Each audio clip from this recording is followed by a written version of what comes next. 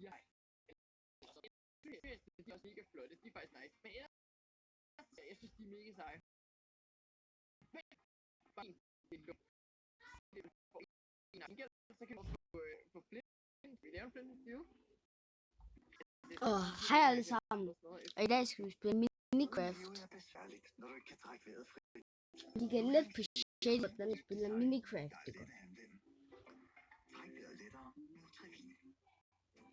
Og det kan jeg kan mest lide at spille Minecraft. Og jeg også spiller hvorfor spiller ikke Minecraft. Jeg elsker at spille Minecraft.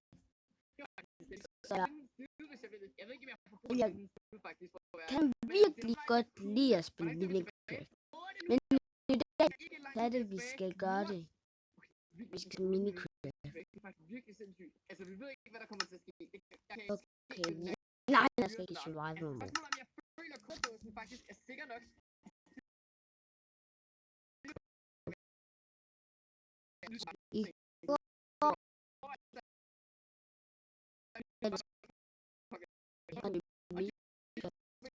Gør det. Jeg er ikke færdig. Til at tro, at det er normalt sodavand, og så vælger de det være med at gå ind. Men altså, man mistænker måske ikke sådan en kæmpe sodavand for ikke at være et sted, man bor eller andet. Okay, vi skal jeg har lyst til laver en dør der. Jeg tænker bare en trædør faktisk, fordi hvis man laver Minecraft, så behøver vi ikke rigtig tænke så meget, at det ligesom forsvinder. Fordi altså en tsunami, det brænder den jo ikke. Altså, og vand, det vil heller ikke brænde en tsunami.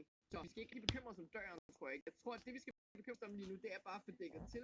Så der ikke flyder syre igennem min cola. I noget, der ser videoen færdig. Det gør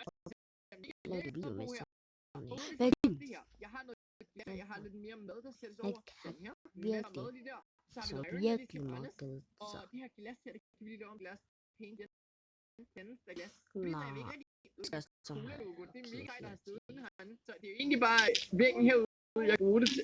Vi kun have der. Vi kan sætte noget rundt, vi ved ikke, hvor det kommer fra. Så måske vi kan lave et stort vindue oppe. Det skal være mit eget hus. Det er måske ikke så nemt, det ser ud. Ikke et hus. Det er ikke et hus. Det er ligesom en lejlighed. Eller i åbningsstedet, er det ikke? Jo, prøv lige det der. Så jeg elsker det virkelig. Det er sejt nok. Det gør vi lige. Hvordan kommer vi derop igen? Vi går op der, ikke? Jeg kan mest lide at spille det her. Det ligner næsten sådan et hjerte, der bare er deroppe. Nej, hvad kan vi ellers glas ved? Kunne vi gøre det her vindue større, ikke? Vi kan jo godt gøre det endnu større. Altså, det er meget lyst. Det må jeg indrømme. Det er virkelig, virkelig lyst. Det er sådan, at man gør det. Okay, vi har virkelig travlt, hvis vi skal nå det her. 5 minutter, folkens. Det er ikke lang tid. Jeg har afbrudt i videoen, for før vi fortsætter, skal vi have dagens joke op på skærmen her. Og i dag der er det Mille, der kommer op på skærmen, som har skrevet: hvad gjorde nøden, da brandalarmen gik? Svaret er: den tog nødudgangen. Og tusind tak for din kommentar. Hvis du godt tænker, det går på skærmen, hvorfor jeg ikke kan bygge mere, fordi den stod i vejen. Til at have, oh my god, vi skal skynde os. Vi er lige nu på et godt niveau, føler jeg. Okay, på det så her. Vi skal bare lige placere masser af glas her. Bum, sådan der. Kæmpe vindue lige her. Men der er ikke noget med tsunami at gøre. Så kan vi stå det er sådan shadis. Jeg elsker at kigge på shadis. Og alt det der Minecraft. Og Mikkel 3 er rigtig en tsunami. Synes det vildeste ville være, hvis man kunne nå at komme ind i Nether eller End på den tid. Altså prøv at overveje, hvis man bare gik all in og bare prøvede at komme til Nether på 20 minutter. Det er jo faktisk muligt. Og så vil man jo overleve tsunamien, kan man sige. Okay, jeg skal lige se rundt omkring. Er der mere, der skal tænkes ud? Er der noget, vi mangler, eller et eller andet? Altså, vi kan jo også lave nogle blomsterbud der. Vi har brug for nogle blomster. Et eller andet, der kan sørge for, at det ligesom stadig er hyggeligt at være der. Og vi skal også en kylling. Vi får dyr. Altså, vi kunne godt prøve at jeg elsker det. Jeg håber, det er lidt svært. Der er flere kyllinger. Vi har bare ikke nogen seeds, har vi det? Så vi kan skaffe et seed. Vi kan godt prøve. Vi når at kidnappe en kylling. Det er det, vi når. Vi når simpelthen at få en kylling. Det er det, vi skal gøre.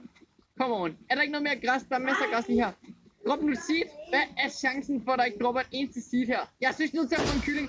Hvor lang tid er vi tilbage? 3 minutter. Altså, det er muligt, men det bliver godt nok hardcore, hvis vi skal nå det her. Der var en tit. Simpelthen. Okay, vi skal have den der kylling. Vi skal have den kylling. Hvis vi får kyllingen indenfor, så er vi så safe. Fordi så...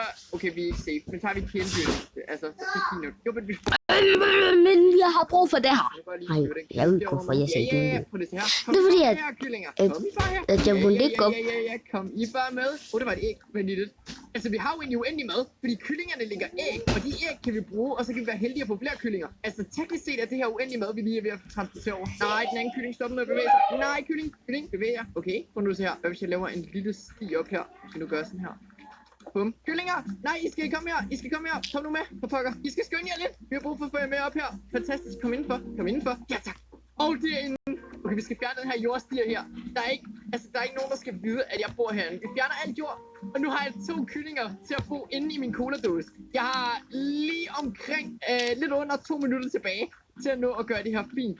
Det bliver svært. Det bliver mega svært. Altså, det bliver skabt nogle... Okay, jeg skal lige hurtigt. Hvis jeg kan nå at skaffe flere seeds på den her tid, så vil det være vildt. Jeg skynder mig.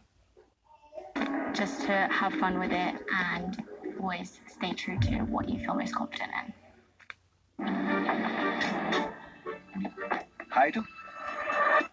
Hej. Du glemte at holde til højre. På motorvejen. Du kørte hele vejen hjem i midterspor. Du skal huske at holde til højre. Til højre. Altså helt ind med bilen, ikke? Men jeg generer jo ikke nogen der i midten. Det var du gør. Du generer trafikken. Også sikkerheden. Jo. Mm-hmm. Men ved du hvad? Du kan godt, ikke? Ja, du er sej. Ja. Se lige den her noob-base inde i Minecraft. Da jeg så den første gang, tænkte jeg, hold da op, jeg kunne godt gøre det her bedre. Derfor har jeg sat mig et mål i den her video om, at jeg skal renovere den her noob-base, så den bliver den bedste base, I nogensinde har set. Anyway, I skal virkelig glæde jer til at se det færdige resultat. Lad os komme ind i det. Hey, jeg vil altså lige fortælle dig noget, før videoen går i gang. Hashtag reklame. Måske har du hørt det 1 million gange før. Det er altså en gamingforretning, hvor du kan købe alt, du skal bruge til at starte på at game. De har altså den her mega geniale ting, som hedder månedens gaming deals, hvor du hver måned kan spare en masse penge på lige præcis det, du står og mangler. Altså se lige alle de her billige gaming computere. Det finder man altså sjældent så billigt. Hvis det er noget, du kunne tænke dig at tjekke ud, så kan du altså klikke på linket nede i beskrivelsen. Fun fact. Det er jo tilfældigvis også der, hvor jeg har alt mit eget merchandise, så det kan I selvfølgelig også tjekke ud. Lige her ser I den måske kedeligste base i Minecraft. Prøv lige en gang at se den indeni, altså der er stort set ingenting placeret. Og netop derfor skal jeg i dag renovere hele den her base og lave den til en base, som alle bare vil bo i. Altså en af de vildeste Minecraft-baser, der overhovedet findes. Jeg glæder mig så meget til at komme i gang. Okay, jeg tænker lige, at vi prøver at tage et lille kig på basen, før vi lige går helt i gang. Altså den ligger lige nu ud over en slags kløft. Hvor der ligesom er det her... Jeg ved ikke, hvad jeg skal bygge. Super kedeligt, faktisk. Ej, jeg har set det her i YouTube, en YouTube-klip. Med en seng, 2 ovne, Så jeg lægger bare en her. Og det er faktisk, hvad huset her består af. Der er noget smooth stone. Nej, jeg kan have min farm her. Og så er der faktisk en lille lampe heroppe i loftet også. Der var jeg bare lidt klog. Jeg vil sige, at det her, det er lidt halvkedeligt base. Det er klogt. Og jeg kan sige meget kedeligt. Til gengæld har Nå ja, det var meget kedeligt. Jeg kan have en farm her. Jeg vil sige, at vi godt kan lave den her base meget, meget bedre. Jeg har nogle idéer, der måske vil gøre den her base bedre. En ting, jeg godt kunne tænke mig her, det kunne være, at jeg vil gerne gøre basen større. Det er første idé. Min nummer 2 idé vil være at lave nogle farme. Vi skal gøre, at den her base, den altså er fuldstændig selvforsynende. Man skal kunne få mad til bare at bo i den her base. Man behøver aldrig nogensinde gå ud igen. Det er ret vigtigt for mig, at vi har det herinde. En tredje ting, altså, det vil være at få en opvarm. Eventuelt en opvarm, det kunne være ret sejt. Og så skal vi have lavet nogle ting ude på balkongen her, som ligesom giver mening og en flot indretning inde i basen. Det er virkelig bare det, jeg vil sørge for. Og en helt anden ting, jeg også kunne tænke mig, det ville måske være, at der var plads til nogle flere mennesker herinde, så det ikke er en enkeltmandsbase. Det er super noget at bo i. Så vi skal simpelthen prøve at lave den her base så fed, som det overhovedet kan lave. Altså, det skal jeg virkelig prøve i dag, og jeg tror, det bliver svært, men jeg tror også, det bliver fedt. Og det er en mega fed udfordring at lave. Så min plan er måske lidt, at jeg vil prøve at kopiere den over til et andet bjerg. Og så prøver vi at starte derover. Jeg kommer så lige i tanke om, at jeg overhovedet ikke har noget voldtættet på, så jeg kan slet ikke kopiere basen. Det var mig. Jeg tænker faktisk bare, at vi bygger ud på den her base. I har jo ligesom resultatet af, hvordan det så ud før og efter. Og jeg tænker, i slutningen af den her video, så kommer min el lige til at sætte op, sådan, så det er, at vi kan se et før-efter billede af basen. Det kunne være rigtig, rigtig fedt i hvert fald. Så jeg tænker faktisk, at vi skal starte lidt ud på den her base her. Min første ting, jeg godt kunne tænke mig at lave ved det her, det vil være faktisk at slette hele den her terrasse-ting. Og grunden til, at jeg godt kunne tænke mig at fjerne, det hedder sådan en balkon, tror jeg. Grunden til, at jeg godt kunne tænke mig at fjerne den, det er fordi, jeg godt kunne tænke mig at lave meget mere. Hvad skal jeg lave? Okay, nu er det hvad jeg skal lave. Det er overhovedet ikke særlig sejt, nemlig. Så jeg tror måske faktisk, det vi starter med, det er at bygge indvendigt. Vi skal gøre den bedre indvendigt, for at vi kan gøre det fedt herude. Alright, lad os fjerne ovne og seng og det hele. Vi skal have en slags lounge herinde, tænker jeg. Det er her, man kommer ind. Det skal se super hyggeligt ud. Man kommer ind i et stort rum. Der skal måske være en reception. Det kunne være ret sejt, hvis der var det. Og så kan man løbe videre ind. Det skal jo være lidt survival-agtigt. Lidt en survival-base, vi er ved at bygge på her. Så måske vi skulle gøre det sådan lidt halvstort, og så kan det måske eventuelt være noget... Jeg ved ikke, hvordan det skal være. Noget stue, halløj? Det kunne være Vi skal have noget hvidt, okay? Eller bare noget Noget hvidt. Det kan være, okay, hvad hvis vi sætter armorstens op? Men jeg skal have noget virkelig. Jeg skal have noget. At hvis man har det, så er det meget, meget nemt tilgængeligt, hvis man er hurtigt ud af døren og bare ud og slå nogle monster ihjel, eller whatever. Det er ret nice at have. Så jeg tænker lidt, at det vi gør, det er, at vi... Det er snart nat. Og jeg byggede det her i går. Men jeg ved ikke. Jeg byggede det hele. Sådan der. Ja tak. Okay, det er lækkert. I må sindssygt gerne skrive ned i kommentarfeltet, hvad I egentlig synes om det. Hvad sagde Shellys lige der? Det kan jeg super godt at vide. Jeg dækker lidt ind, så vi sætter det der ud. Og det skal også stå i den anden side herovre. Det er så grad 1 tag ind i munden. Så sådan der. Ja tak. Okay, det er lækkert.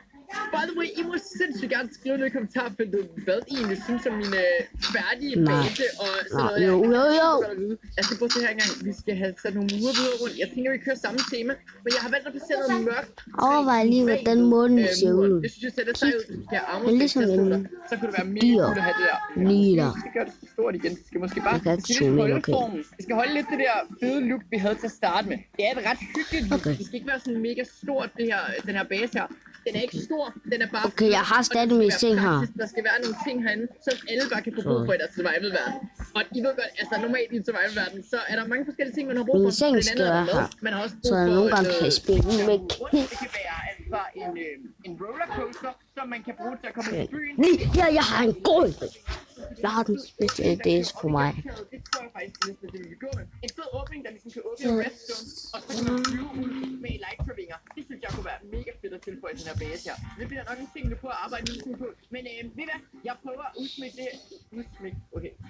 det her så først som overhovedet muligt, og så vender jeg lige tilbage. Alright, så efter en lille bitte smule tids arbejde er det her nu resultatet.